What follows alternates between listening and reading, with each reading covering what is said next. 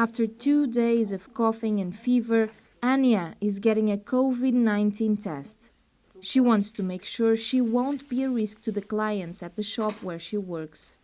I was worried because I'm always in contact with many people, and that's why I got the test. This is what's called a fever clinic, health centers dedicated solely to testing patients like Anya with COVID-like symptoms. The goal is to separate potential coronavirus cases from the rest of the patients in medical centers. This way we can protect the patients, our staff, the doctors and the nurses.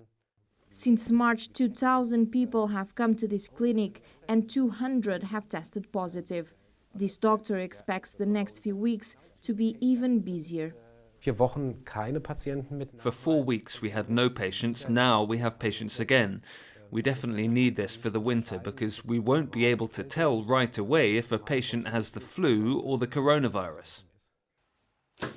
The number of coronavirus cases in Germany has been rising in the last few weeks, quickly enough to concern authorities in Berlin.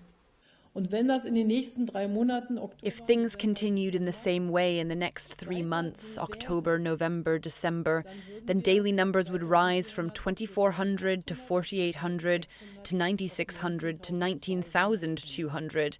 If the doubling time remains the same, it leads to very high numbers. This underlines the urgency for us to act. Germany wants to continue using testing as a power weapon against the second wave of the pandemic. The government has announced a testing program in schools, the purchase of quick tests, and the expansion of the fever clinics project.